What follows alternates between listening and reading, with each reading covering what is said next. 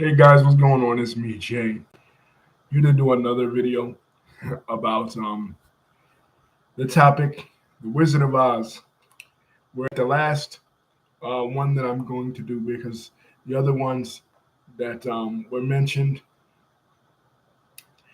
previously, I haven't watched them yet. So when I watch them, we will do something on them. But of the materials that I've watched, we've done every single version.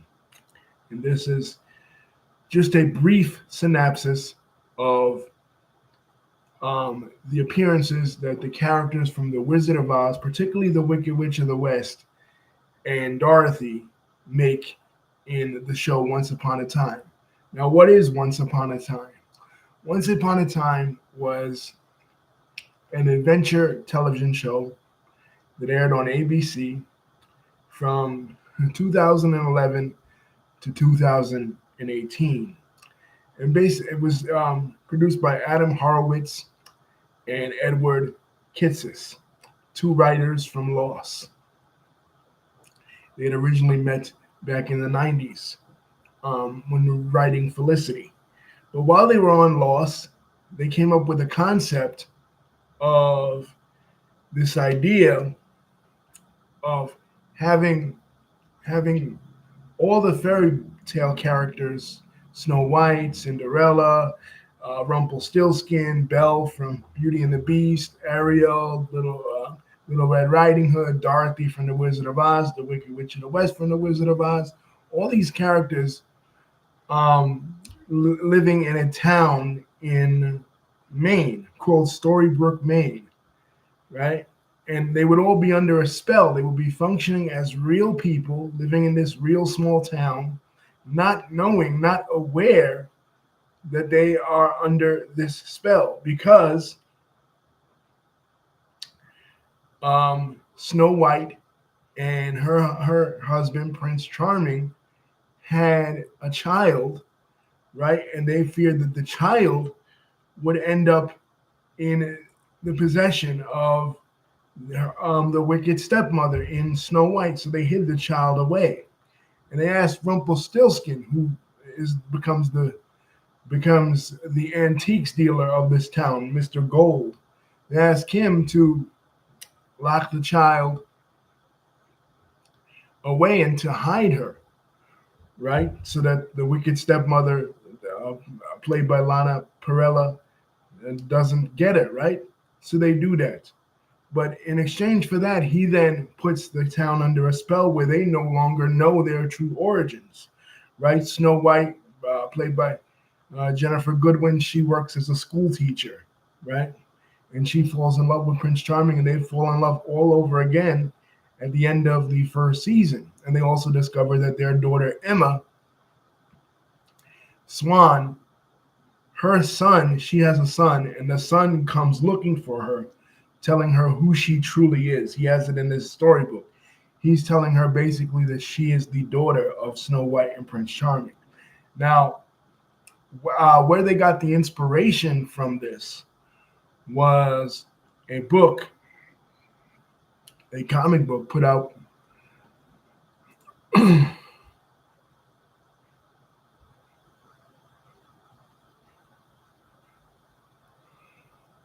a comic book put out called Fables, right? Which Disney bought the rights to. But this was an interesting concept. So how do the characters from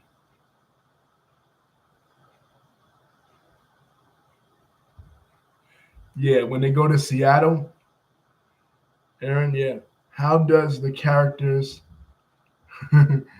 from uh, from The Wizard of Oz play a role? Well, in the universe of Once Upon a Time, the Wicked Witch of the West is known as Zelena, and she is the daughter of Cora, who is the villain, the Red Queen from Alice in Wonderland, and she is also the half sister of Regina, the wicked stepmother we talked about. In the town, Regina is the mayor of this town and the stepmother of Henry, uh, Snow White's grandson. Like it'll take a lot to get into, but anyway, she's basically she's abandoned by her mother, right? And Rumpelstiltskin, Mr. Gold, teaches her magic, and this is how she she gets to know magic. When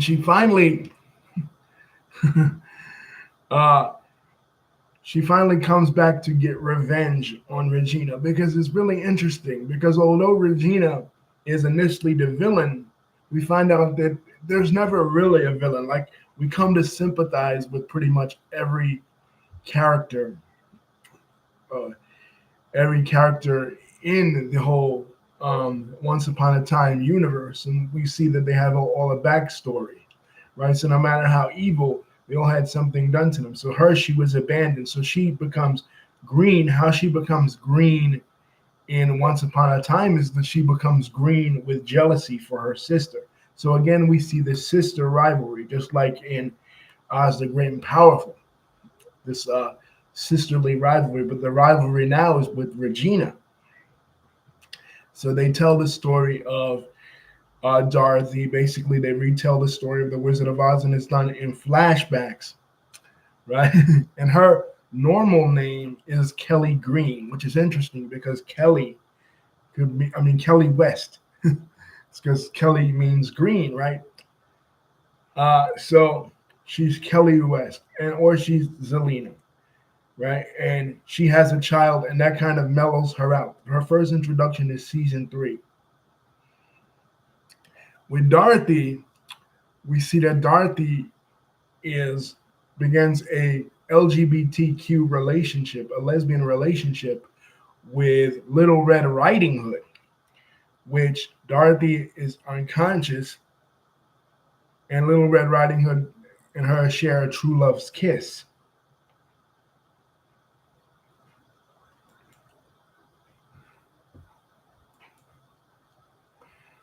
But and that was pretty interesting. You know how there's this one scene when they're in the poppy field, this famous poppy field from The Wizard of Oz, and the flying monkeys are chasing Dorothy. Little Red Riding Hood transforms into a wolf herself, and Dorothy is riding her through the field. So, uh, you know, I'm not going to go over the entire series, but that's just what I remember. Aaron, if you're watching still, if you're hanging on there, you can fill in some of the stuff I may have forgotten. I haven't watched Once Upon a Time in its entirety for a very long time. You know what I mean? But I did like all the seasons. My favorite character was Robert Carlyle's character of Mr. Gold. Magic comes with a price, dearie. And Mr. Gold is in love with Belle from Beauty and the Beast. And there's this one scene where, if the citizens leave Storybrooke, they no longer have power. So there's this one scene where she basically, Belle from Beauty and the Beast, is forcing Gold out of the town. And it's,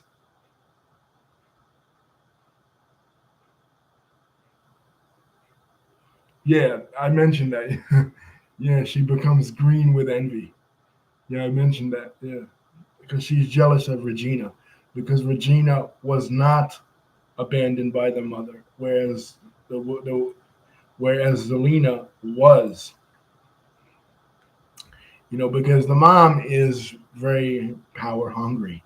It's interesting to see how all these fairy tale characters all interact with one another. Like, they exist in separate universes, but they all interact with one another. In one episode, they play off, they kind of make her like in sort of Frankensteinish in a way too.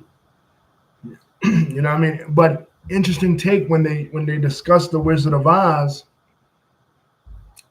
Dorothy is actually not initially successful. Zelina is successful. Dorothy is initially shamed, but she has to go back in time and re-kidnap her again, and that's when the relationship with Little Red Riding Hood develops. Because Little Red Riding Hood in Once Upon a Time universe is kind of a badass. You know what I mean? She's not so passive like she is in the actual Little Red Riding Hood story. She's kind of a badass. So that's how the relationship between her and Dorothy, develops in Once Upon a Time. Like I said, all these characters interacting with each other.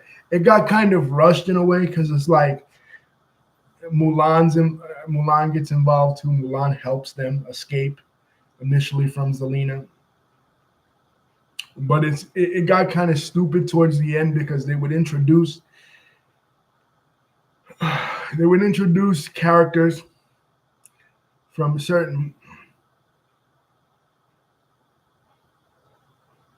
Yeah, yeah. Yeah, uh they had the flashback. Aaron is right. One early episode, they had a flashback where Dorothy first interacted uh, with the Wicked Witch of the West in a flashback scene, basically recounting some of the events, but with their own twist of the things that happen in the original Wizard of Oz story. But what I'm saying about Once Upon a Time, it got a little bit silly after a while. This is apart from the Wizard of Oz characters, but it got a little bit silly after a while because they would like a movie would just come out that was a Disney property, like Elsa from Frozen. One season, Elsa from Frozen shows up, and it's like we're not even that familiar with Elsa in general. You know what I mean? And you're just thrusting her onto us. It's like, huh? But I think the star Zelina of Wicked Witch of the West is one of the stars of one of the shining stars as far as a villain of this show. But I think the star of Once Upon a Time, the one that stands out to me, is Captain Hook. Captain Hook and his story arc and how we get to see him as a sympathetic figure. Peter Pan in Once Upon a Time is actually a villain. It's off topic, but like Peter Pan is actually villainous. Like he's actually kidnapping kids.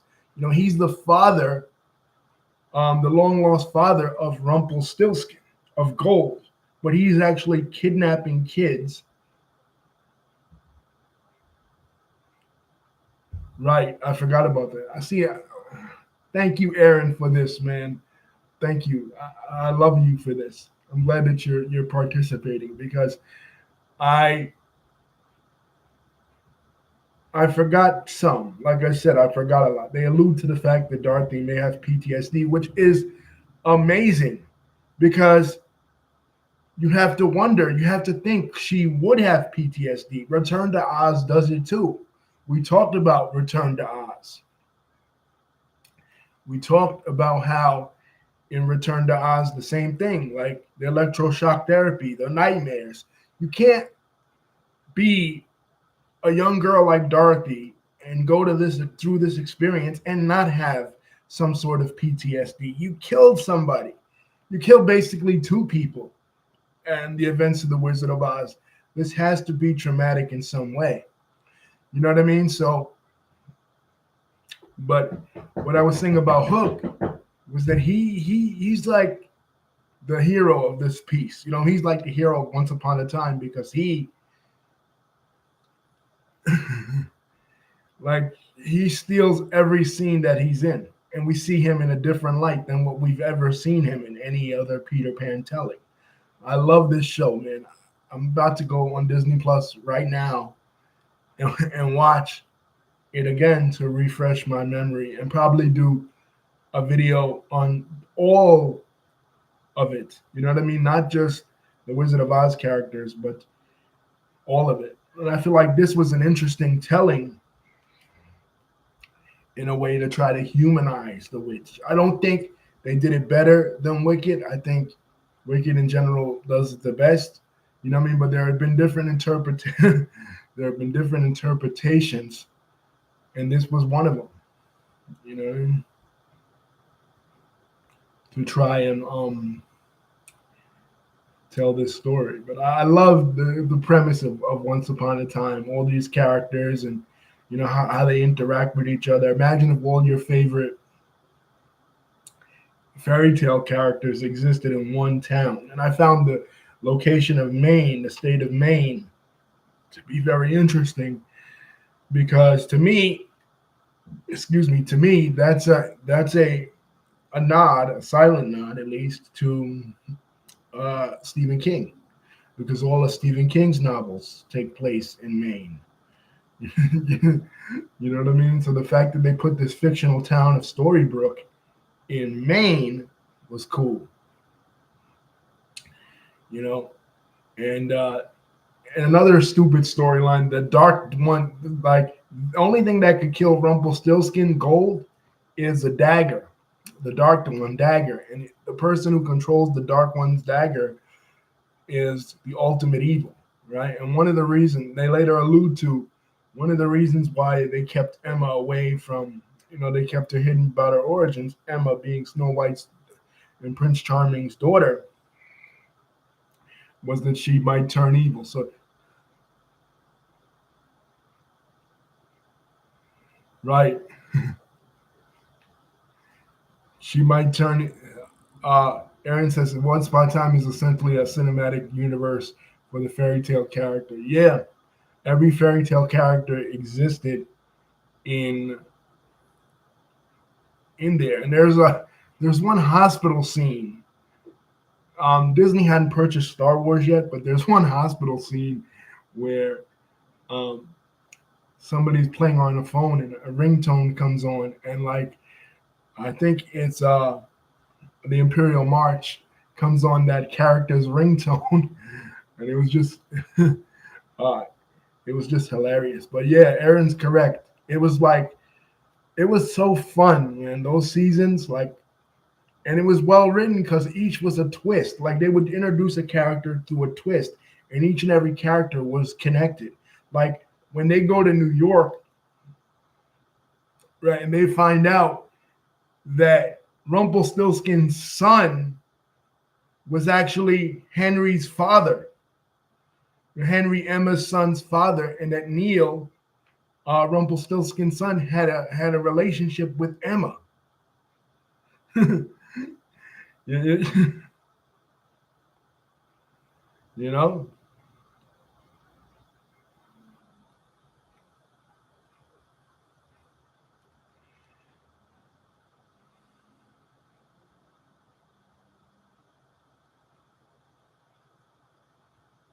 and they even like introduced King Arthur in there. It was just incredible, man. It was just a badass show. Like, but like Aaron said, when they got to season 7 and they tried to do a soft reboot, it was like, okay, whenever a franchise or whatever tries to do a soft reboot, it always comes out silly, right? And everybody, and there was so many tweets because it was done in a soap opera format, like with your favorite fairy tale characters, and to have Captain Hook be the one that we all loved, Killian, Captain Hook, be the guy that we all fell in love with as a hero, as the true hero of the piece, is crazy because even cinema has tried to humanize, because since, like I said, since Wicked and since the Star Wars prequels, we've all tried to look at, in the Maleficent movie, we've tried to look at these historic villains and try to uh, you know empathize with them and try to humanize them in certain ways. Um, and um, you know, the movies have not been successful in doing that with Captain Hook. There is a 2015 Pan, which is like telling the backstory of Peter Pan and Captain Hook. But this show was successful at doing that with Captain James Hook. Like he's to me my favorite character. He's the love interest. He becomes the love interest of Emma, Jennifer Morrison's character. And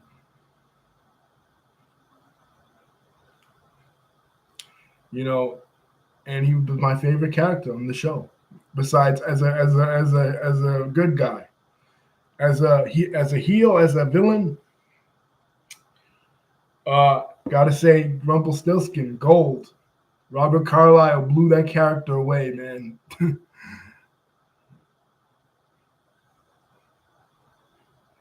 But yeah, the Wizard of Oz characters. I was surprised to see the Wizard of Oz characters there because, again, we've talked about over the course of this series the kind of complex relationship between right. Exactly. Aaron's correct. I said the same thing. The kind of complex relationship between the Wizard of Oz franchise and Disney, whereas they've been like on again, off again lovers, on again, off again, have an on again, off again relationship throughout this entire series. Sometimes Disney has participated and put their own spin on the Wizard of Oz stories, like Once Upon a Time and Oz the Great and Powerful or Return to Oz. Other times, they've been on the outs, but it's a franchise that they've always wanted to dig their heels into and kind of put their own spin because it's one of the things that exists within the fantasy universe that Disney doesn't truly own entirely. you know, you know what I mean?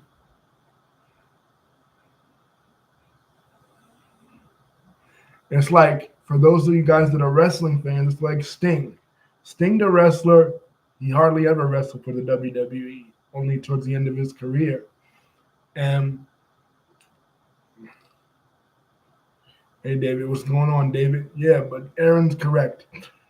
Hook was the true, and I had the figure. I had the figure, Aaron, of Killian, the Hook figure, and I had.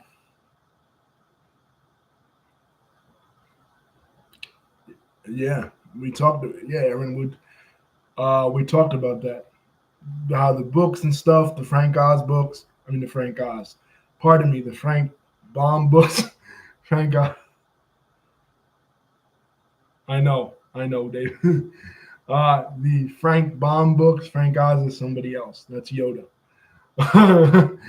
But uh, Frank Baum books are public domain, and Warner Brothers has the right to it. Aaron's absolutely correct. So Disney has never been. It's like that's the one character, that's the one franchise that I can't get. You know what I mean? For Disney, they've got everybody else. They own people's childhoods. You know what I mean? The House of Mouse owns everything. You know what I mean? Boys and girls, boys and girls, they own everything. The only thing two things they don't own is the Wizard of Oz and Looney Tunes. Obviously, you know what I mean. But one day when we do Roger Rabbit, one day when we do Who Framed Roger Rabbit, I want to do that movie one day on this channel, and hopefully Aaron participates. I don't know if Aaron is a fan of Who Framed Roger Rabbit, but we'll talk about Disney and Warner Brothers, their chief rival, that they've been rivals forever.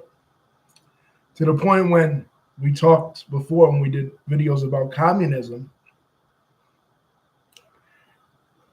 we talked how Disney accused all his animators that were on strike during the making of Dumbo of being communist when he testified in front of on the McCarthy era on the trials against communists supposedly in the entertainment industry. Well, during the time that the animators for Dumbo were Uh, the animators for Dumbo were picketing. Guess who was picketing alongside them? Jack Jack Warner was picketing alongside the strikers, the animators who were striking during the making of Dumbo, preventing Dumbo from being made. So Jack Warner was trolling his chief rival in Walt Disney, even back then. So there have always been. Aaron says the mouse is a mobster. Yeah. I mean, Walt Disney felt like he was he was entitled to have a monopoly on children's entertainment. You, you know, you know what I mean? And he would not only take the stories, and this is why I think that L. Frank Baum's wife, Maud, did not want to sell him the rights. Besides the relationship she had with Louis B. Mayer to the original movie in '39, was when Disney would take control of a series of a property, he would Disneyfy it. He would change it. They wouldn't a lot of times, like when they wrote the Jungle Book, they wouldn't even read the source material. So the story that they put out, the movie that they put out, bared no resemblance whatsoever to anything in the source material. And when it came to the Jungle Book, Rudyard Kipling's Jungle Book, which was Walt's last movie, the last movie that Walt did before he himself passed away. You know what I mean? But like, you completely destroy what these writers and these creators put their hard-earned work into. They do the same thing with Mary Poppins. Pamela Travers, the writer of Mary Poppins, she was shocked that at what Walt Disney did to her creation. And Mary Poppins was nothing like what she, her initial intention of making it a musical.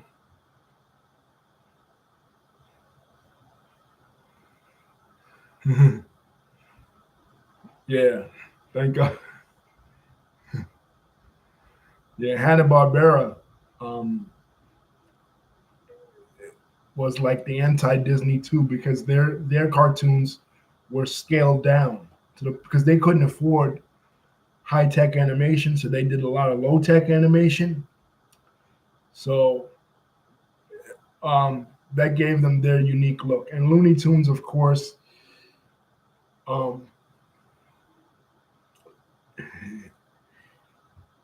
always better than Disney. Disney had the Silly Symphonies first, but Warner Brothers did it better because the characters are more adult.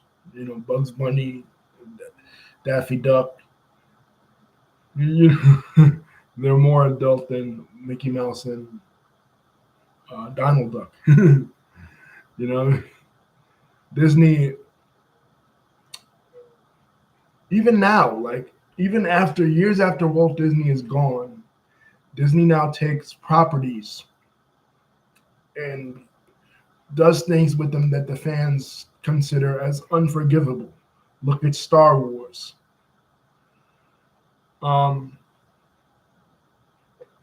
Star Wars is no longer what Star Wars was when George Lucas had control of it. It is something different.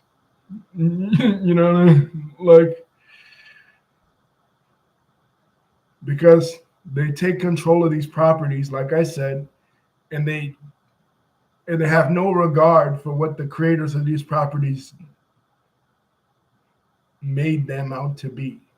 They don't care to look into it. The Little Mermaid is completely different than when Hans Christian Andersen envisioned it, or wrote about it in the original book.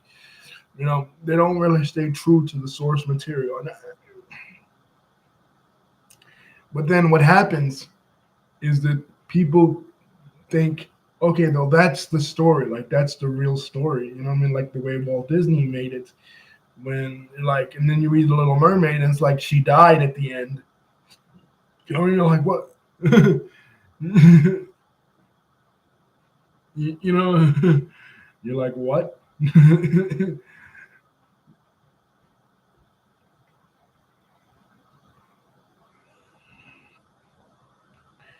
and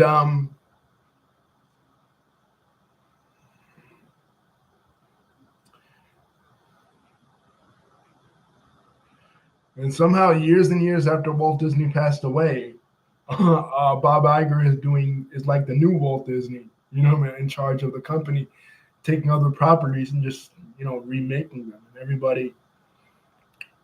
everybody's like,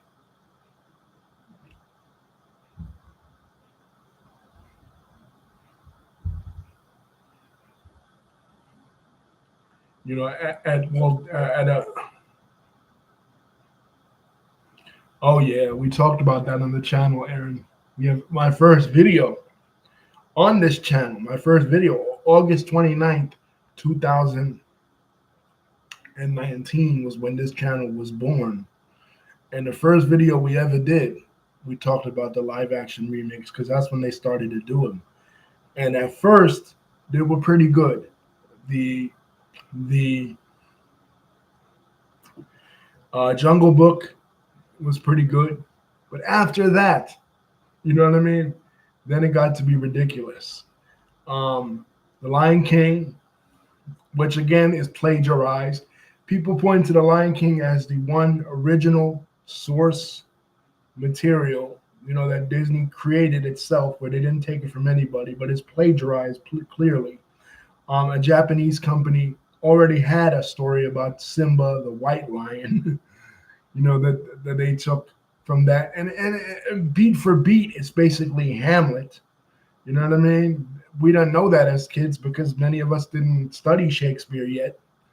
You know, you know what I mean? But as soon as you read into it, you're like, okay, this is Hamlet. You know what I mean? like,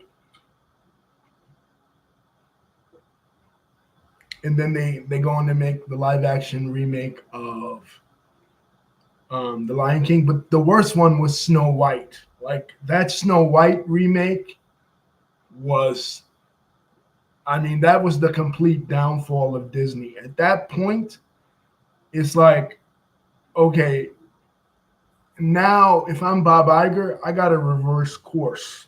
You know what I mean? Like move away from these live action remakes. They suck. You know what I mean? They're horrible. Nobody likes them. You're trying to put a message in there to them that doesn't need to exist because it's a child. You know what I mean? It's a child movie. It's a horrible movie, the live action Snow White. And you're shitting on your own legacy now because Snow White was the first Disney animated film ever made. You know what I mean? 1937. So they need to stop it. I agree with Aaron. They need to stop with these live action remakes. Nobody wants them. Nobody likes them. You know what I mean? And the current regime of Disney has no originality. They have no originality whatsoever. Like the last story that they created themselves, you know, aside from Pixar, you know, Pixar department, the last story that Disney created itself, the Disney Animation Studio, was Frozen. That was really a success. You know what I mean? Everything is recycling, you know, the old. And that's the problem with Hollywood in general, with all these remakes and reimaginings and sequels and prequels.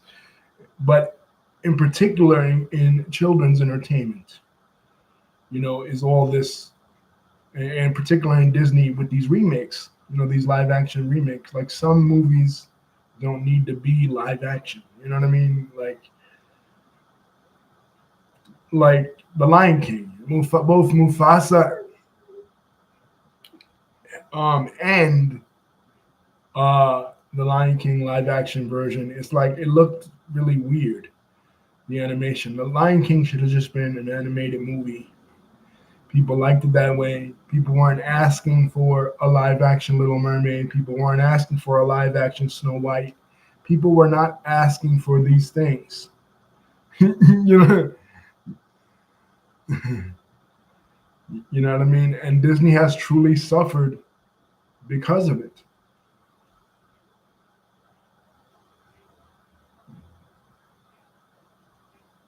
But what Disney needs, I think, is a competitor.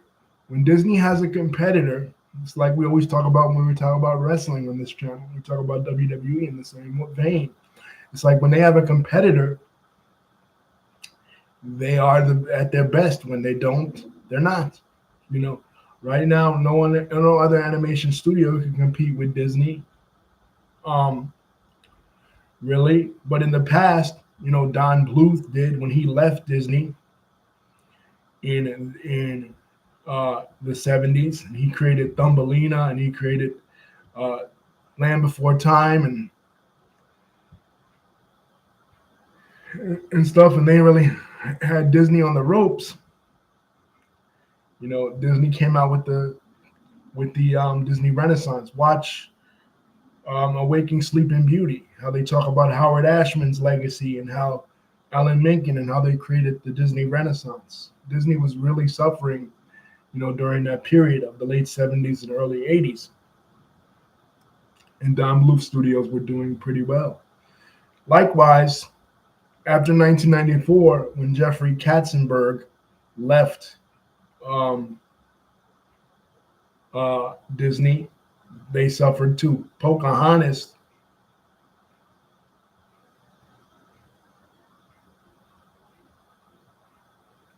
Oh, Aaron. Hey, what's going on, Aaron? I didn't know you were a wrestling fan. Aaron says, thank God for AEW. They're the only ones to rival the WWE. Yeah. But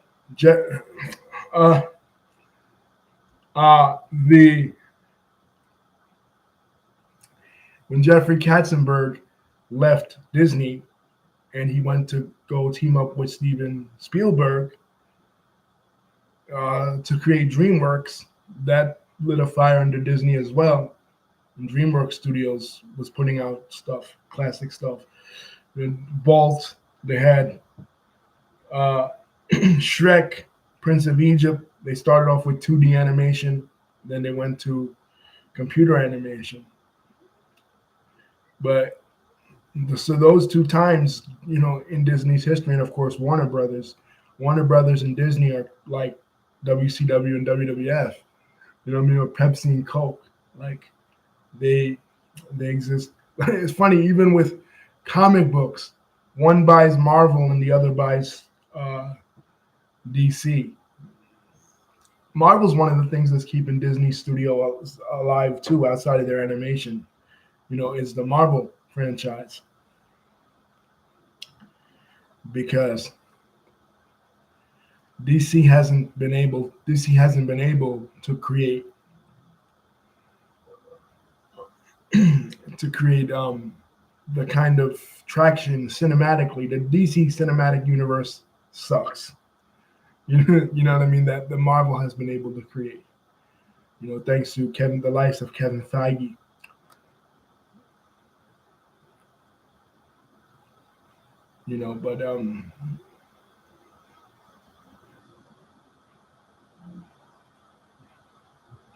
But in terms of Star Wars, I wish they never sold Star Wars to Disney because they fucked up the franchise.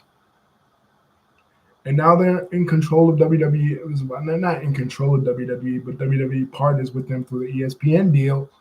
And some people say that also is a kiss of death for WWE, because that's when I stopped watching. When they stopped having the PLEs on fucking Peacock, and all of a sudden they switched to ESPN Plus. I'm like, oh shit, they're under Disney's umbrella too now, like everybody. Like,